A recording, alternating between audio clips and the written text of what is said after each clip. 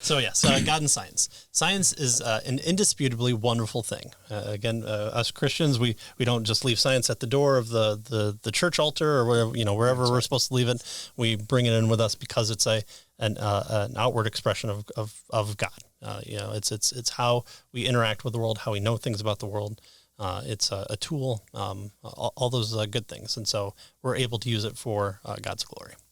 So it's a wonderful thing. All of us benefit daily in thousands of ways from advancements of science, whether we recognize it or not. Atheists who claim to have reason on their side will often insist they also have science on their side too. He's going to argue that science is only possible because, it just happens. No, I hate to break it to you, because God. That's right. Because God exists. In other words, the very existence and success of science depends on God. Again, God is a necessary being for all of these things. Yeah. So the question is, well, wait a minute, how does science depend on God, right? And so he says, it's rarely recognized that science rests on a whole host of philosophical assumptions, right, about the universe and about human beings, and that science itself can't justify these assumptions, right? And so no scientific experiment, for instance, can prove that these assumptions, scientists have to take them for granted. So he's going to talk about a couple of these assumptions, right? The best way to do science is to science. Oh, well, you can't do that. No. So unfortunately, we can't know if science is the best science because we can't science it. Right. Yeah. Oh, man. Yeah. So we're trapped, yeah, right? It just is. Yeah. So, obviously if these assumptions, and again, he's going to point out just a couple of them here, were false, science itself would be futile. Why in the world would we do it? Right. So his first one here is that scientific work takes for granted the existence of objective moral values. So you have to all mixing together believe, really, that moral values, or at least assume that they exist in order to do science. How does that work? For example, scientists have a moral duty to be thorough and careful in their research and to be honest and accurate when they publish the results. So they shouldn't lie. They shouldn't lie. Yeah. It would waste a lot of resources. It's not good science to lie, right? Right. Here's my experiment that I did. It's going to cost you $3 billion. Don't worry, I put mine up, and it's going to produce unlimited amounts of oil. That's right. And so you just need to spend $3 trillion. Let's say $3 trillion to do your version, because I had a head start. Right. And so I do the study, and people look at it and go, well, we got to spend $3 trillion on this. Yeah, that's what the science says. See, he was just doing a social experiment, not one of those real experiments. And so we just wasted it. No, that's one of the reasons why people get in trouble for falsifying their data. Faking their data. Right. Yeah. So, indeed, the whole scientific enterprise is driven by a value judgment, namely that it's good to understand how the natural world operates. So in order to, the whole motivation for science is a value judgment, right? Why do we do science? What is it? Well, because we believe that it's a good thing to understand how the world works, right? That's a value judgment. Right, that's a value judgment in terms of what science has to do. And in fact, we could even argue it's a moral value judgment. Right? Science is good for us, right? And that we ought to pursue and promote truth and knowledge in the natural sciences. Right. There's a really good book that I'll provide a link. It's Alex Epstein. He's a philosopher, and he wrote a book called The Moral Case for Fossil Fuels, and he's got a second printing out.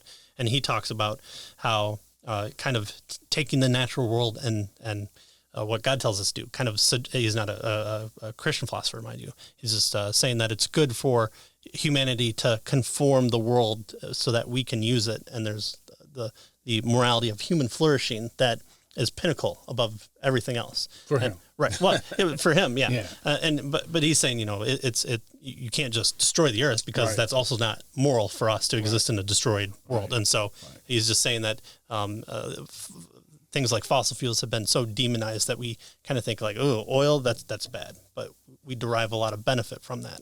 So it was a really, really good book talking about value judgments within that.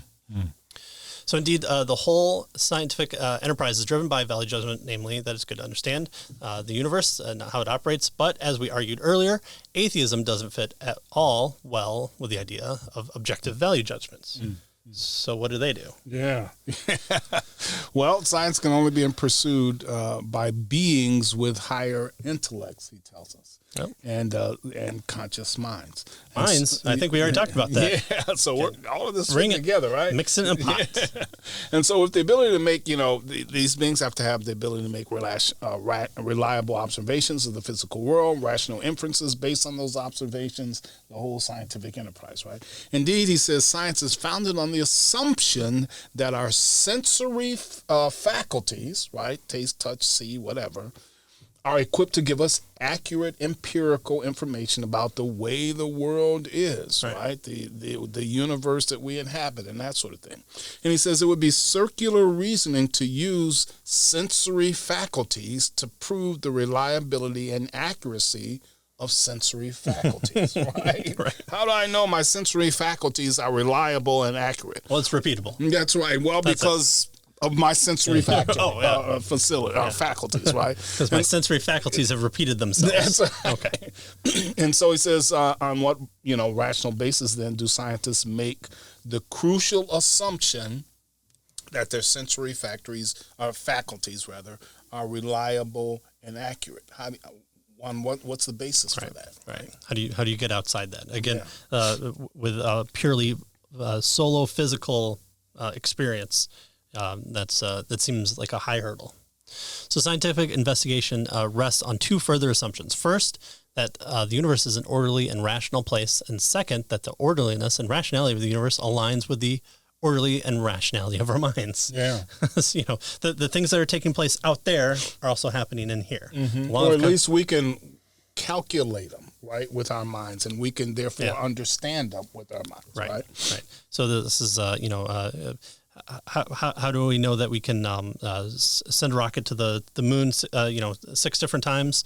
We have to assume that the universe maintains this order, it's rational, and that we can repeatedly do the math and the science in order to get the rockets there and back again. Right. So the idea that our minds are equipped to discover and understand the basic laws of the universe rests on both of these assumptions. Why do we believe that the universe can have discoverable truths in them and that we can discover them? Yeah.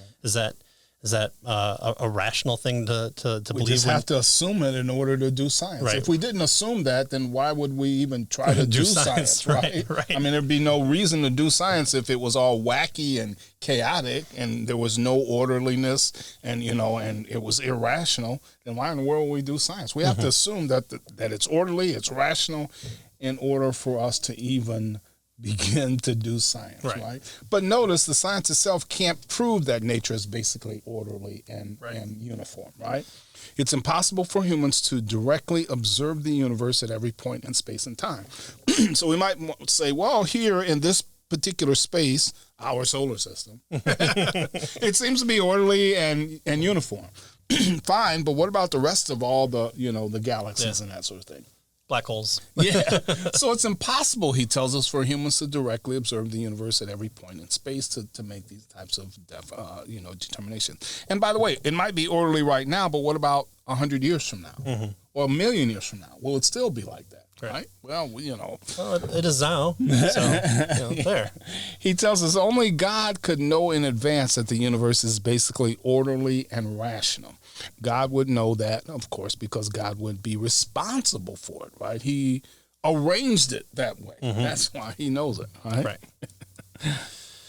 Science rests on a host of philosophical assumptions, none of which science itself can prove. Yeah. So there's a hard proof for scientism, that only science gives you truth. Well, unfortunately, it can't prove itself. So physician, heal thyself. Science, prove thyself. Not possible. Science can be no more rational than the foundations on which it stands. Yet it's extremely difficult to rationally justify those foundational assumptions from an atheistic perspective. If the universe is a gigantic metaphysical accident with no rational mind directing or governing it, as atheists must believe, why on earth should we assume that it operates in an orderly and rational fashion? Or continues to do, or has, or will?